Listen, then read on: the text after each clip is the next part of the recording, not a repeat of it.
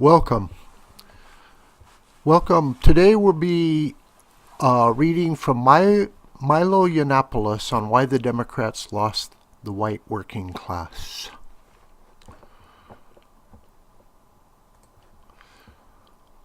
So Breitbart provocateur and the most fabulous super villain on the internet, Milo Yiannopoulos,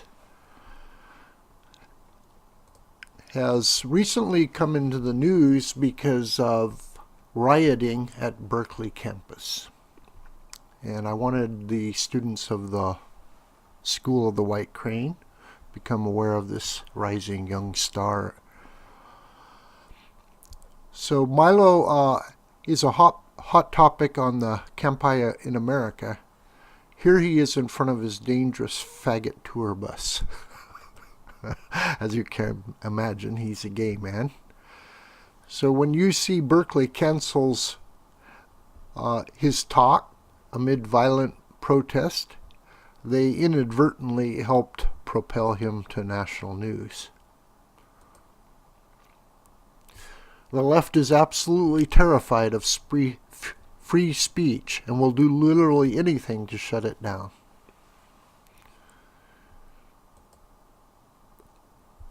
And also, he is very much a stand-up comedian as well as a journalist.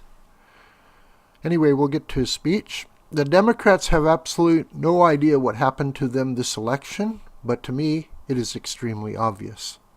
The Democrats have gone from being the party of the common man to the party of the cuckold. Once upon a time, this was the voter the Democratic Party supported. This man worked hard in a dirty and dangerous environment, often shortening his life from disease and injury for the American dream, to give his family a better life. This type of man was and still is the backbone of this country, and he exists today in factories and yes, even in coal mines. Coal mines, the left will proudly tell you they want to put out of business. But this type of guy is no longer welcomed by the progressives and the Democrats. They have a new favorite voter. Here he is, the current year Democrat, the social justice warrior. He doesn't work, or if he does, it is in the service industry because he is too busy complaining about things.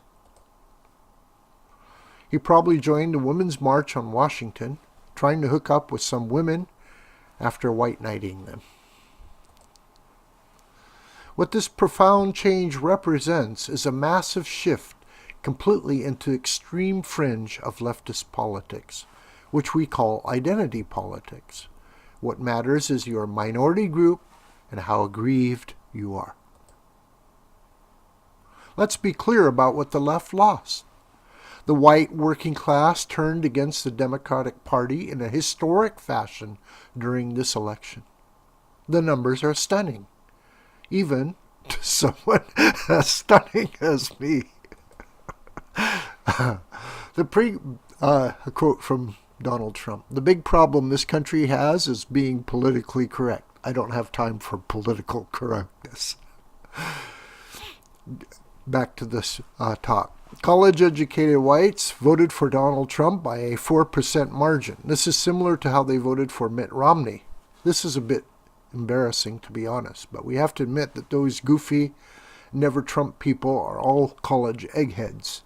Proof that college can make you dumber. But the numbers for those that didn't graduate college are amazing. A 39% margin for Trump. That means working class folks. These are the deplorables, ladies and gentlemen, just as much as the hip millennials posting Pepe on Twitter. Let's be clear about one thing. Non-college educated doesn't mean stupid. It means you wisely chose not to pay $40,000 a year to be lectured on microaggressions.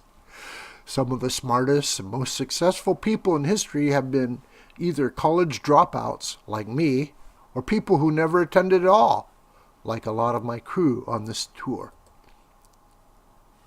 They are smarter, and so am I, than 90% of the people in this room. They're already more successful, they already have more enjoyable jobs, and have more political and cultural influence than most of the people in this room. No offense. But my point is that non-college educated isn't a synonym for dumb, rednecks, or idiot. A good 50% of the most successful people I know didn't get a university degree. The split among all voters is also amazing. All college graduates went to Hillary by a 9% margin, while all people without degrees went to Trump by 8%. We haven't seen this kind of gap since 1980. So rather than smart versus dumb, try to think of the split in cultural terms. The evidence very clearly shows the left lost the white working class. The working class has always been a Democrat stronghold, mostly due to Democratic control of labor unions. A long time ago, when labor unions had a real purpose, Democrats fought for things we value now, like a 40-hour work week and ending child labor. Liberals have lots of theories for why working class whites abandoned them, the most obvious of which is their old standby, they are racist. That's absurd. The same counties I just mentioned all voted for Obama, most of them twice. Quote from Obama, "Small-town Americans are bitter, so they cling to guns and religion." This was Obama's argument. He famously slapped the very people that elected him in Pennsylvania when he said, "They get bitter. They cling to guns or religion or antipathy toward people who aren't like them, or anti-immigrant sentiment or anti-trade sentiment as a way to explain their frustrations." What an amazing statement. After he said it, a lot of people realized just how out of touch with Americans the president really was. But it turns out it wasn't just Obama, it was the entire party. Just consider the values of the working class, and you will see how incompatible the left has become. The white working class wants jobs. They don't want to be stuck trying to make ends meet with part-time work and government assistance. They want a good-paying job that they can take pride in, the type of job that has fled America thanks to the left. The white working class wants safety. They want to work hard while not worrying that their family is in danger from terrorists or criminals. It's a basic American value as captured by Norman Rockwell. The white working class wants freedom to do what they want. If they want to work a long shift, they don't want scolding yuppies telling them they can't drink a large soda. They don't want to be lectured for enjoying a movie with some T&A. They certainly don't want to sit down to a video game only to be lectured about sex and violence. They want to watch a NASCAR race without being lectured about global warming by people who fly around in private planes. Like Milo Yiannopoulos, they are generally scorned by the ruling elites while being phenomenally popular with ordinary people. And finally, they want freedom of speech. They don't want to be told what they can say, and they don't want to be called racist or be told they are bitterly clinging to God and guns for disagreeing with their elected politicians. You see, actually, it's often the working classes who enjoy the most subversive art. What they all have in common is that they pushed the boundaries of decency and tried out new and dangerous ideas. Here's a list of things the modern Democrats value. Globalization. Hillary wanted a borderless economic zone. Who do you think suffers most under globalism? The working class, of course, through wage depression, stagnant standards of living, and unemployment. Social justice. Identity politics is the heart of social justice, where victims are in a pyramid and the most privileged people on earth are white men. Social justice warriors, especially on campus, would have the audacity to go up to a coal miner and lecture them on their privilege. If you're a straight white male, no matter how poor you are or how bad your life has been, forget ever getting any sympathy from the left. Islam. Liberals are in love with Islam, mainly because of identity politics. Even the Women's Rights March was led by Muslim women with their heads covered. The white working class desires safety for their families, but Islam brings everything but safety. Look at Europe. Free everything. Free education, free birth control, free health care, free Obama phones. All of these things are paid for by someone, and it isn't usually the ultra-rich. It's the paycheck earners who watch their healthcare costs skyrocket. Control of speech. The left wants to control speech and thought. To them, America should be one giant college campus. The working class hates being lectured by Harvard and, yes, even by UC Colorado Springs, Ward Churchill. What the left doesn't value, however, is the views and identities of the white working class voters across America. This past election cycle brought us the most vicious anti-white rhetoric we have seen in years. You've undoubtedly noticed feminists brandishing "I bathe in white male tears" signs and such. You've likely witnessed the liberal news cycle call out straight white males day after day. The same obnoxious patronizing tone. They talk to you like you're a stupid dog who just pissed the rug for the 5th time this week. When that fails, they blame slavery on you. Lena Dunham calls for the extinction of straight white males. I gotta say, I'm a gay Brit here as a warning from Europe, but I watch how ordinary Americans are spoken about and it makes me mad. You could even say, I'm offended. This is exactly the type of thing that put Trump into the White House.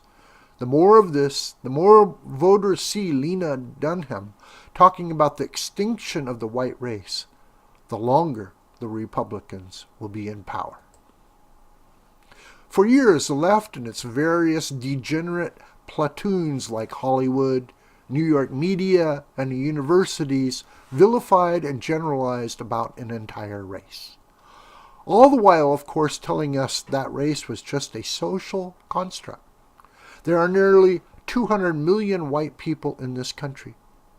Did you really think enough wouldn't get tired of you harassing them, lying about them, and insulting them, and vote to save themselves from your odious bigotry? That strange homeless guy, Shia LaBeouf, is completely right. He will not divide us, meaning Trump. But the liberal left will, and if you look around, they already have, by dividing people into groups based on skin color, sexuality, and class. They have forgotten the lessons of Dr. King, who would be horrified by identity politics and probably have voted Trump like Kim and Kanye. We fight outrage culture by being outrageous, and Trump and I are the answer to this need. Within hours of Trump's presidency, he began working on the exact policies he promised throughout the election. Now the rollback begins, and we use it to our advantage, rebuilding culture brick by brick. I know some of you don't believe me. Although I'm always proven right, there are still haters who won't accept that the Democratic Party has rejected the white working class so completely. So I'm going to let the Democrats tell it themselves to you in their own words. The executive director of the Council on American Relations has announced that stopping the influx of Muslim refugees into this country is the moral equivalent of slavery. Their madness is deepening, folks. Used to be all white people and only white people were racist. Now any policy they don't like is slavery. Good luck pushing that outside of Salon, Twitter, and college campuses.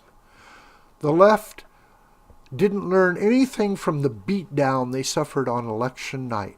In fact, they are doubling down on their identity politics.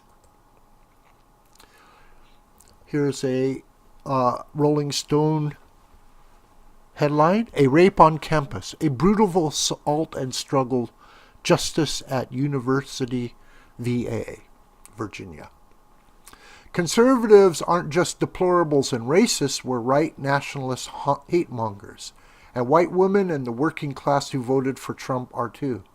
They've ramped up their fake news activities to prove how wrong we all are, and their top weapon is fake hate crimes. America has a problem with fake hate crimes. The left is always searching for the next big outrage, and sometimes when the pressure gets too high, they just decide to make them up. That is basically how the UVA rape fantasy that ran in Rolling Stone came about, by the way. Identity politics never unifies the groups it pretends to care about. It just leads to intense jockeying for positions as America's next biggest victim class. As the Democrats continue to descend into this madness, these groups will fight ever-increasing battles for supremacy. Identity politics feeds on itself and is tremendously destructive. The white working class and America overall has rejected identity politics by electing Donald Trump. But the Democrats don't care and will have the political party they have chosen. Labor leaders are smart. They know it is very difficult to be the highly paid head of a union when there are no workers to represent. And that is the track America has been on. This week, big labor met with Donald Trump, and they gushed about him. Can you imagine labor leaders speaking about a Republican positively? Hell, there are lots of Republicans that don't talk about daddy this way. Here is a choice quote about Trump's decision to get rid of TPP. With this decision, the president has taken the first step toward fixing 30 years of bad trade policies that have cost working Americans millions of good-paying jobs. The left can claim the economy is recovering, but the American worker is making no more adjusted for inflation than they were in the year 2000. This is the biggest problem facing the American economy. But the left would rather lecture you about cultural appropriation and microaggressions. Who do you have confidence in helping American workers? The businessman who has made billions and created many thousands of jobs, or the politicians who have spent their life in the swamp? Working class Americans are fundamentally decent people. They work hard, play hard people. They are very different than me, and frankly, very different from most of you, no matter what background you came from. You shouldn't look down on the working class, because they are what America is really all about. The difference between conservatives and the new breed of Democrats is that we don't think the working class is evil, or that they need to be controlled and taught how to think. They care about the same things as we do: a strong America, a great economy, jobs for them and you all when you graduate, and a safe place to live. The American dream is what fuels the working class. The dream to improve economically and give their children a better life than they had. At some point in the recent past, liberals decided that dreamers are illegal immigrants who should get cheap college tuition instead of hardworking Americans who deserve more than shuttered factories. To those Americans, I say, welcome to the party of Trump. It's going to be a wild ride. Here's a good example of Milo's sense of humor, dressed as press secretary for Daddy, Donald Trump. And feminism is cancer? Deal with it, darling. At DePaul University, which of course had violence during his talk there. And a really nice one the dangerous faggot tour. This is on the side of his bus. Oh, yes. Make Clemson great again. Red, white, and blue. Starring Milo.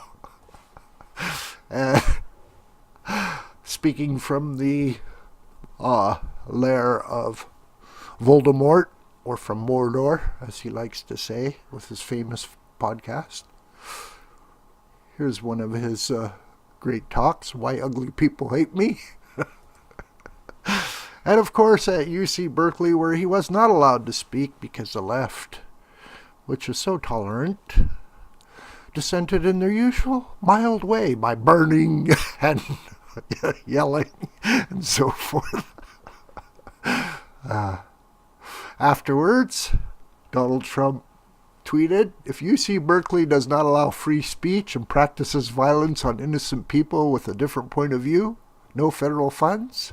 This is the same Twitter that's seriously considering ending not just Milo's account, which they've already done on some trumped up charge, excuse the pun, but even the President of the United States. And all the working class people would stop using Twitter. Yeah, great idea. Facts on radical Islam. Yes, now finally we can say radical Islam, masquerading. Anyway, this video is a production of School of the White Crane. I'm John Brooker. You can contact me at schoolofthewhitecrane@gmail.com. Thank you so much.